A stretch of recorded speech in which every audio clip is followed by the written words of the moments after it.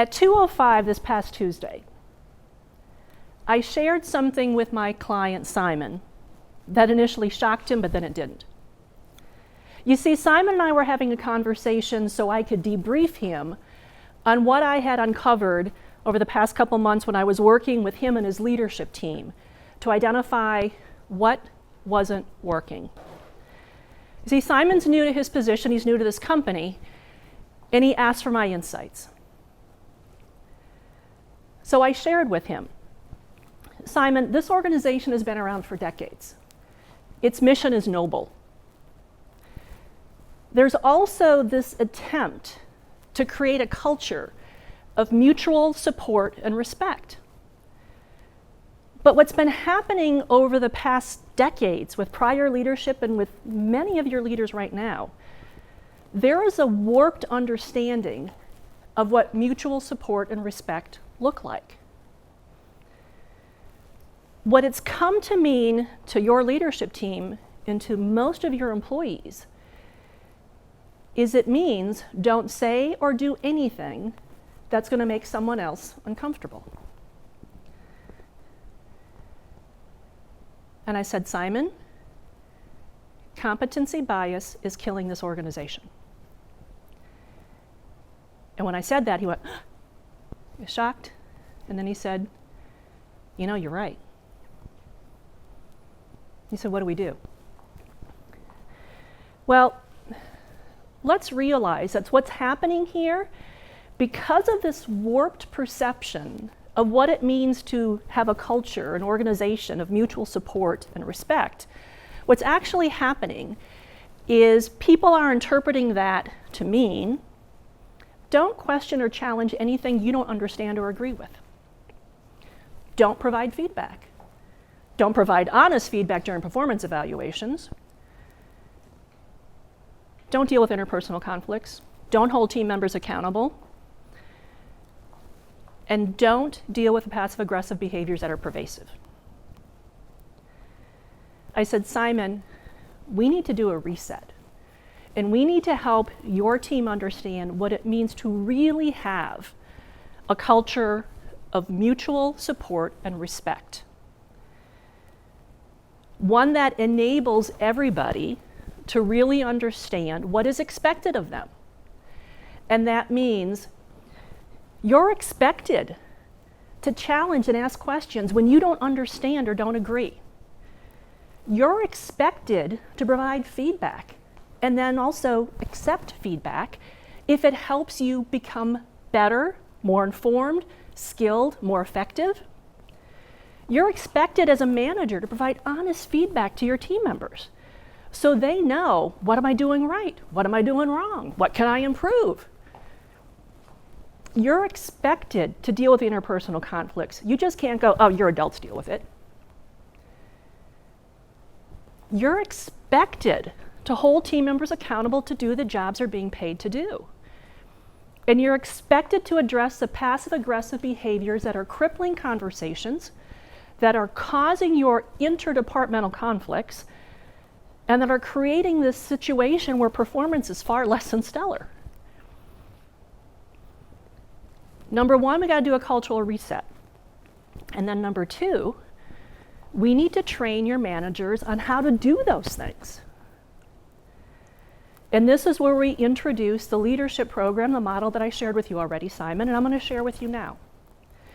Because this leadership model will step by step help your managers develop the skills to gain the confidence and gain the capabilities to really help live and create and maintain a culture of mutual respect and support.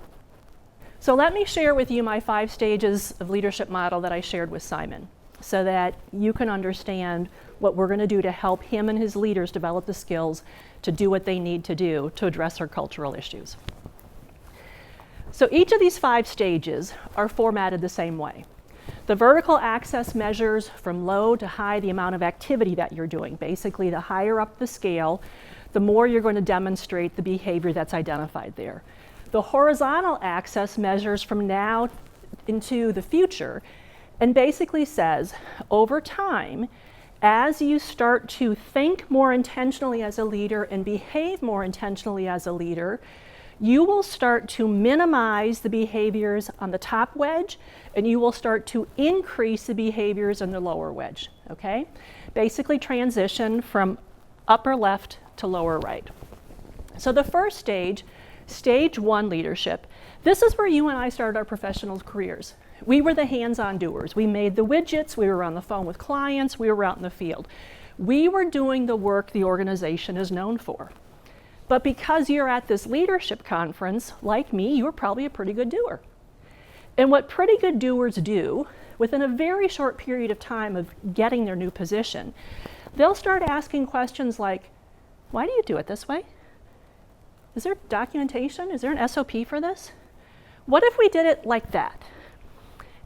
And stage 1 leaders are those individuals on your team who ask why? Can we do it better? They identify ways to improve or develop systems, processes, and procedures to make their life easier, but also to get some efficiency so that when they are not around, someone else can pick up what they do and keep things moving along.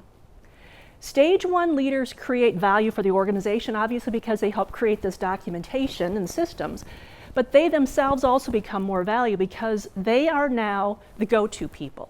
They're the problem solvers. They're the individuals that take initiative to also get things done. Then we go to stage 2. Stage 2, I will tell you, is a stage that is most difficult, and I use the word most intentionally. It's most difficult for most managers. Why? I'm going to ask you a question here. In most organizations, who's often the individual that gets promoted to a supervisory role or management role? The best doer, right? Because you pull that person up and now make that person a manager. But doing skills and managing skills are two different skill sets. So what happens quite often is now that we've got an individual you've promoted into a supervisory role, you've not created a great manager, you've created a super doer manager. And what this individual tends to do is they carry forward the tasks that they did so well in stage 1 and carry them forward now into their new role because no one else does them as well as they did. So why not just keep doing them? I mean, you do it the quickest, you do it without whining, you do it correctly, and heck, you even created the process. Why would you run the risk of handing that over to somebody else and they're going to screw it up? Because when they screw it up, what do you have to do? You got to fix it. Well, you're smart. I don't have time to fix other people's stuff. I'm going to keep doing it myself. But here's the catch. What happens when you don't let someone else do the job they're being paid to do? What are you training them to do or not do? You're training them not to do their job because you're going to do it for them. So when you get frustrated at your team members because they're not doing their job, you have to ask yourself, how much of their job am I doing? The second most difficult thing in stage 2, now that you've been promoted and you've got a team of individuals you're responsible for, many of whom used to be your peers, the second most difficult thing for you to do now is hold them accountable to do the jobs they're being paid to do. This is where you suddenly realize, geez, Terry actually whines a lot. Holy cow, Roger really isn't good. And you start realizing your team is now your responsibility. So stage 2 is where it's really important to start developing the skills in leaders, and this is going to be a challenge for Simon and his team, of developing the skills, holding team members accountable, and learning to let go and do the job you're being paid to do so that your team members can do the jobs they're being paid to do. Now we move on to stage 3. Stage 3 is now where a leader transitions a mindset from a managing mindset to a leading mindset. And the difference between managing and leading, you've all probably heard this, is managers do the right things or do things right and leaders do the right things. That's a catchy phrase. But the way I share this information with my clients is simply this. Managers focus on what do I need to do with my team today, this week, this quarter, this year to get things done. A leader thinks, in addition to what we have to get done, that's a given. What's coming next, and how do I start teeing my team up for it now so that when it hits, we're ready and we're not constantly scrambling trying to get things done. We're not constantly in firefighting mode. The challenge with stage 3 leadership and why it's so hard for most managers to get to this stage is because they're so busy being busy in stage 2, doing work their team members should be doing, because they haven't provided feedback, they haven't held them accountable, they haven't developed the skills in their team members. Stage 3 is also where strategic thinking and planning comes into place. Where is this organization going? What is our role going forward to help this organization achieve what it wants to achieve? So stage 3 is all about looking to the future and being strategic. Stage 4. Stage 4 is where we transition from a leading mindset to a mentoring mindset.